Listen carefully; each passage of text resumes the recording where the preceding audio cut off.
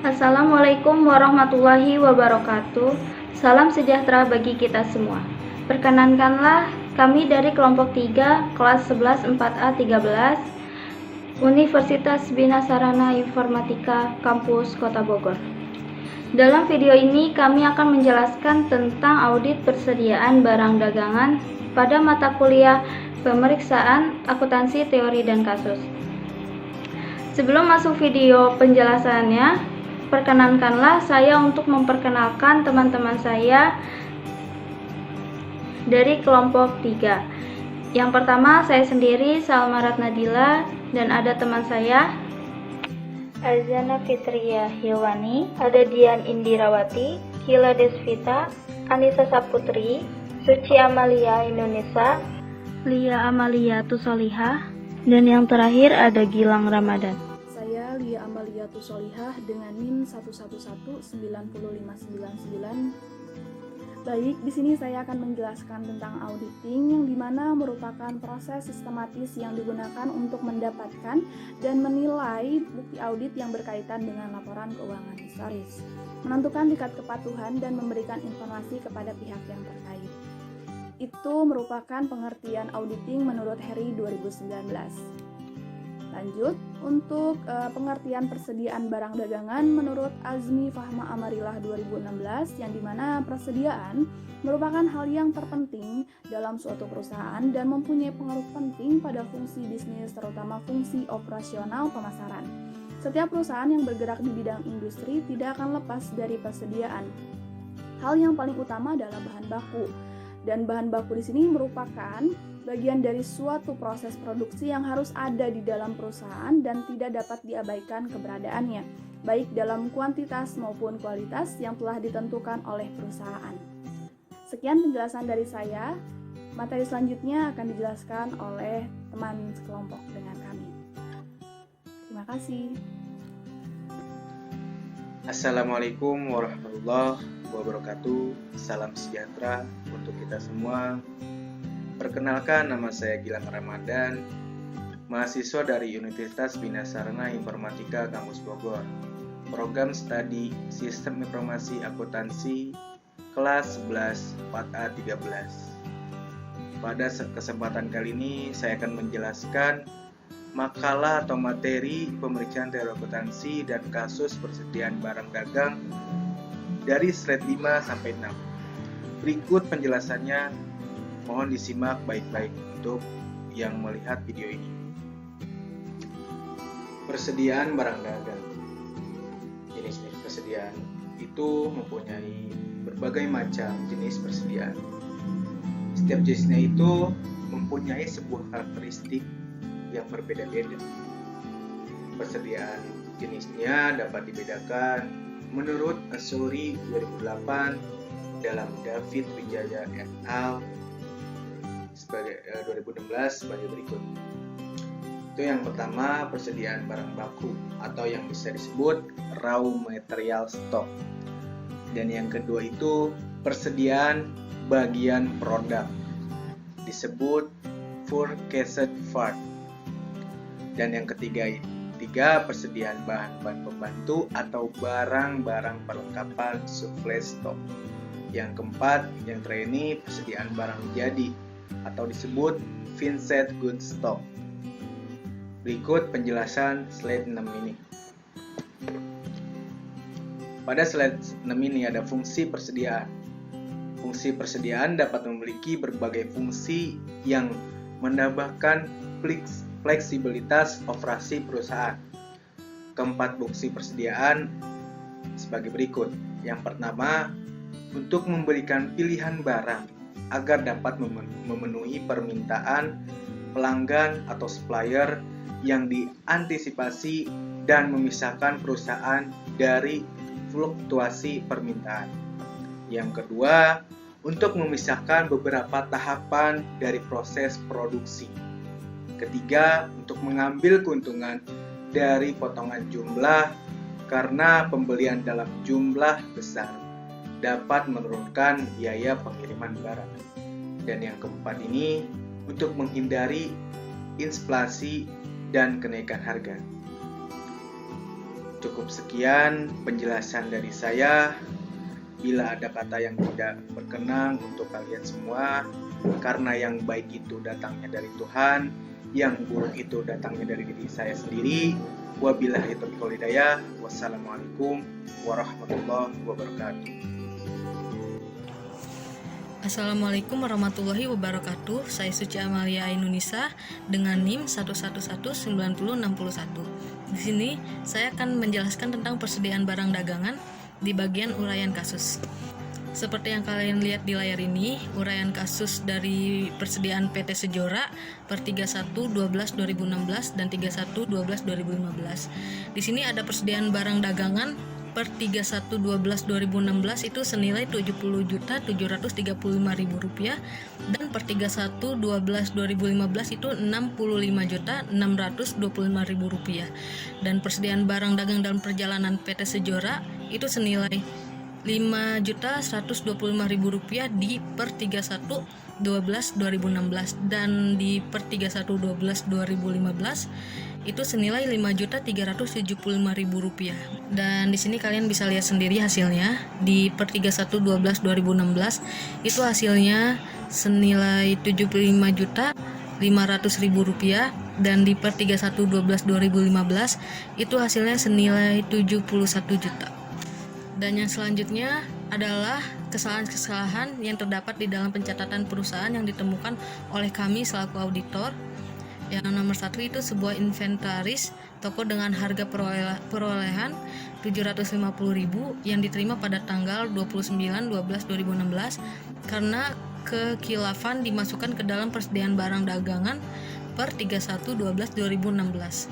Dan nomor 2, sebuah faktur pembelian barang dagangan dengan harga Rp300.000 bertanggal 29/12/2016 telah diterima dan dicatat oleh perusahaan ke dalam rekening persediaan barang dagangan per 31/12/2016, tetapi barang dagangan itu baru diterima pada tanggal 4 Januari 2017. Dan di nomor 3 ini, sebuah faktur pembelian barang dagangan dengan harga Rp475.000 bertanggal 26/12/2016 telah diterima oleh perusahaan pada tanggal 31/12/2016 berikut barang dagangannya, tetapi oleh perusahaan belum dimasukkan ke dalam rekening persediaan barang dagang per 31/12/2016. Dan nomor 4 itu sebuah faktur penjualan sebesar Rp600.000 bertanggal 25 Desember 2016 belum dicatat barang tersebut telah dikirim dan diterima oleh pembelinya pada tanggal 31/12/2016. Harga pokok penjualan tersebut sebesar Rp425.000. Uraian kasus. Berikut ini adalah buku besar barang dalam perjalanan yang dimiliki oleh PT Seroja per 31 Desember 2016. Barang dalam perjalanan saldo awal Rp2.425.000 pada tanggal 20 Maret 2016 dengan nomor PO 600 Kurnia JKT 10 buah meja tulis @75 juta.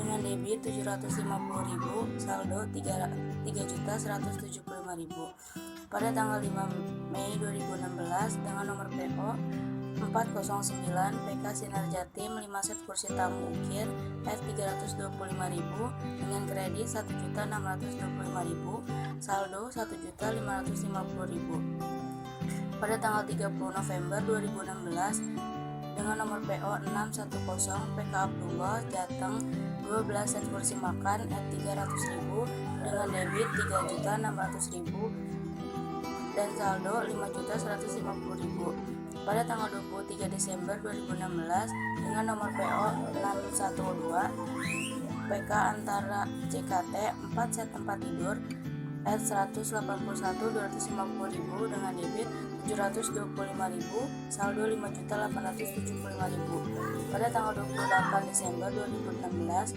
dengan nomor PO 600 Kurnia JKT 10 buah meja tulis F75 juta dengan kredit Rp750.000, saldo Rp5.125.000. Kebijakan perusahaan terhadap persediaannya sebagai berikut. 1. Persediaan dicatat dengan menggunakan metode perpetual. 2. Syarat pengiriman dan penerimaan barang menggunakan FOB destination. 3. Jurnal penyesuaian yang usulkan oleh auditor sudah disetujui oleh pihak perusahaan. Saya Salma Ratnadila dengan NIM 1190521. Di sini saya akan menjelaskan lembar kertas kerja pada persediaan barang dagangan PT Seroja. Di sini terdapat persediaan barang dagangan per buku pada tanggal 31 Desember 2016 sejumlah 70.375.000 dan ada data persediaan barang dalam perjalanannya 5.125.000. Di sini penyesuaiannya 1.050.000 itu dari jurnal penyesuaian dari inventaris toko 750 dan hutang dagang 300.000. Jadi totalnya 1.050.000. Final balance-nya jadi 69.325.000 dari pengurangan 70 juta dan 1.050.000. Balance-nya itu dari data persediaan barang dagangan pada tanggal 31 Desember 2015 yaitu 65.625.000. Nah, yang persediaan barang dalam perjalanan per bukunya 5.125.000. Final balance-nya itu tetap tidak ada penambahan dan pengurangan, jadi 5.125.000. Data per 31 Desember 2015 itu 5.375.000. Sehingga di sini terdapat total per bukunya menjadi 75.500.000.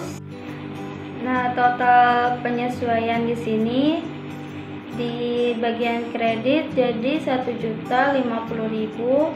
Final balance-nya pada tanggal 31 Desember 2016 menjadi 74.450.000. Dan balance-nya dari pada tanggal 31 Desember 2015 menjadi 71 juta. Nah, selanjutnya di sini saya akan menjelaskan barang dalam perjalanan persediaan barang dagangan pada PT Seroja.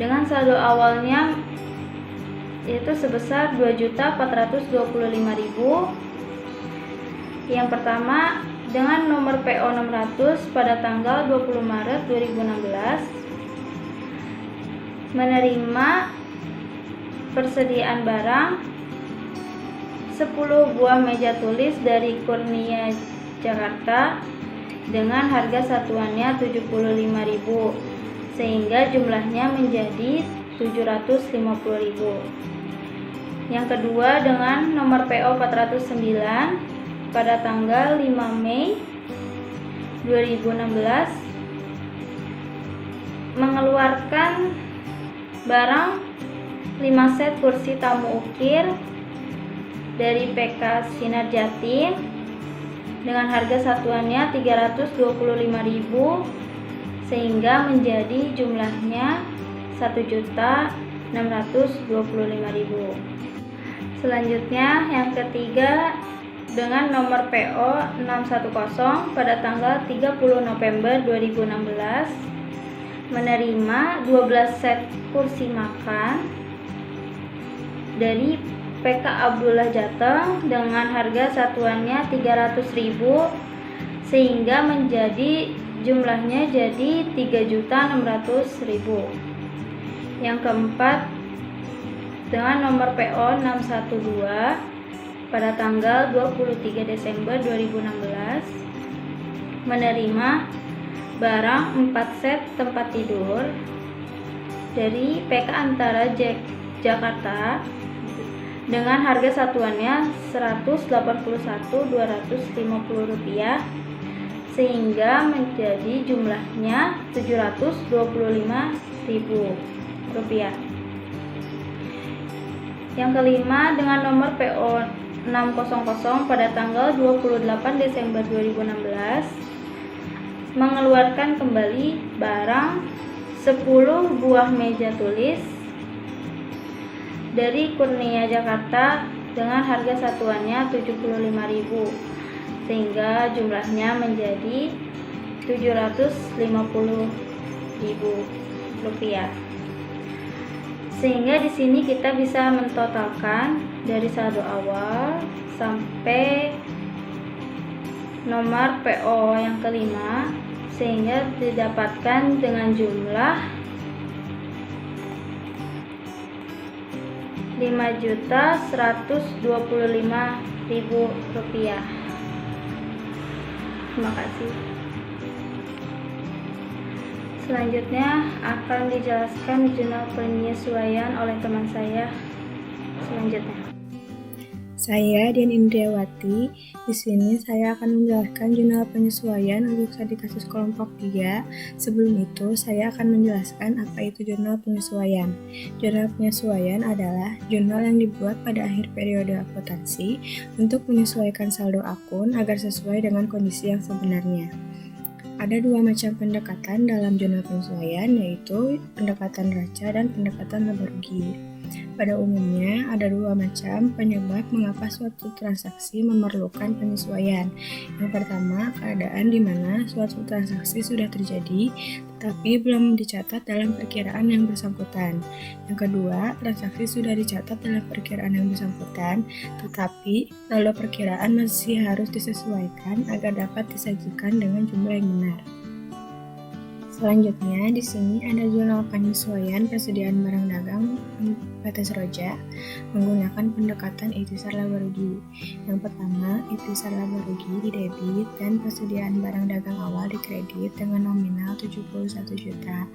71 juta didapat dari total persediaan barang dagang ditambah persediaan barang dalam perjalanan tahun 2015 sebesar 71 juta. Selanjutnya, persediaan barang dagang akhir di debit dan ikhtisar laba rugi di kredit dengan nominal 75.500.000 didapat dari total persediaan barang dagang ditambah persediaan barang dalam perjalanan tahun 2016 sebesar 75.500.000. Selanjutnya, sebuah inventaris toko dengan harga perolehan 750.000 yang diterima pada tanggal 29 Desember 2016 karena kehilafan dimasukkan ke dalam persediaan barang dagangan per 31 Desember 2016. Jurnal penyesuaiannya, inventaris toko di debit dan persediaan di kredit dengan nominal 750.000. Selanjutnya, sebuah faktur pembelian barang dagangan dengan harga 300.000 bertanggal 29 Desember 2016 telah diterima dan dicatat oleh perusahaan ke dalam rekening persediaan barang dagang per 31 Desember 2016. Tetapi barang dagangan itu baru diterima pada tanggal 4 Januari 2017. Jurnal penyesuaiannya, persediaan dalam perjalanan di debit dan persediaan di kredit dengan nominal 300.000. Selanjutnya, sebuah faktur pembelian barang dagangan dengan harga 475.000 bertanggal 26 Desember 2016 telah diterima oleh perusahaan pada tanggal 31 Desember 2016. Berikut barang dagangannya, tetapi oleh perusahaan belum dimasukkan ke dalam rekening persediaan barang dagang per 31 Desember 2016. Jurnal penyesuaiannya, persediaan di debit dan hutang dagang di kredit dengan nominal 475.000. Selanjutnya, sebuah faktur penjualan sebesar 600.000 bertanggal 25 Desember 2016 belum dicatat. Barang tersebut telah dikirim dan diterima oleh pembelinya pada tanggal 31 Desember 2016. Harga pokok penjualan tersebut sebesar 425.000. Di sini ada dua bagian. Yang pertama, piutang dagang di debit dan penjualan di kredit dengan nominal 600.000. Lalu, harga pokok penjualan di debit dan persediaan di kredit dengan nominal 425.000. Sekian dari saya, terima kasih. Lembar kertas kerja Jurnal Penyesuaian tanggal 31 bulan 12 2016, inventaris toko 750, persediaan barang dagang 750, hutang dagang 300, persediaan barang dagang 300. Lembar kertas kerja pendapat auditor internal. Menurut pendapat kami, perkiraan persediaan barang dagang yang disajikan di atas sesuai dengan audit prosedur yang terdapat dalam audit program. Kami menemukan beberapa audit adjustment yang telah dibahas dan disetujui oleh klien. Selain itu, kami menemukan beberapa kelemahan dalam internal control atas persediaan yang akan dimasukkan ke dalam manajemen letter. Kami menyimpulkan bahwa saldo persediaan per 31 Desember 2015 sudah disajikan secara wajar. Rekomendasi kepada manajemen. Kami memberikan rekomendasi kepada manajemen mengenai hasil temuan pemeriksaan atas persediaan barang dagang PT Seroja, yaitu untuk mempertimbangkan aspek cost benefit dalam penerapannya agar tidak terjadi penyimpangan lain. Selain itu, harus memperhatikan dan mencatat setiap kegiatan keluar masuk persediaan barang dagang PT Seroja, sehingga dapat meminimalisir kemungkinan stok persediaan. Rekomendasi yang diberikan oleh kami diharapkan dapat diterapkan oleh manajemen untuk memperbaiki kesalahan yang ada. Lembar kertas kerja opini. Menurut pendapat kami, laporan keuangan dalam persediaan barang PT Seroja menyajikan secara wajar dengan pengecualian wajar dalam semua hal yang material. Posisi keuangan PT Seroja per 31 Desember 2016 dan 2015 serta hasil operasi dan arus kas untuk tahun yang berakhir pada tanggal-tanggal tersebut sesuai dengan prinsip-prinsip akuntansi yang berlaku umum. Dengan pengecualian dikarenakan adanya kesalahan pada saat menyajikan data laporan persediaan barang dagang pada tanggal 31 Desember 2016. Bogor 7 April 2021. Tim audit Salma Ratadila, Azana Fitri Hilwani, Dian Indirawati, Suci Amalia Ainunisa, Lia Amalia Tusolihah, Gilang Ramadan, Anissa Saputri, dan Kila Desvita.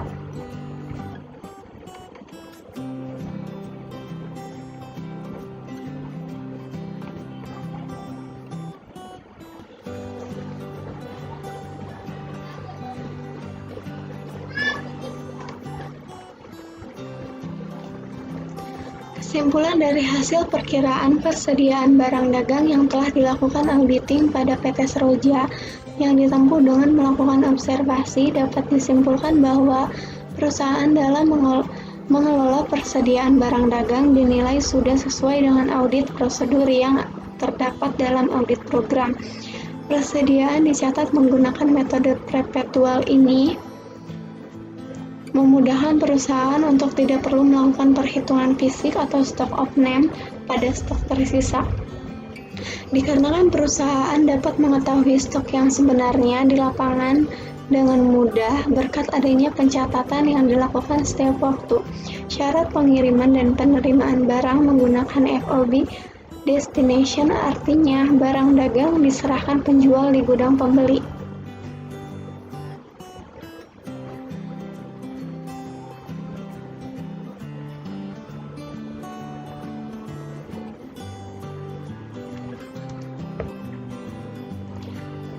Terima kasih. Sekian dari kelompok kami. Mohon maaf bila ada kekurangan. Wassalamualaikum warahmatullahi wabarakatuh.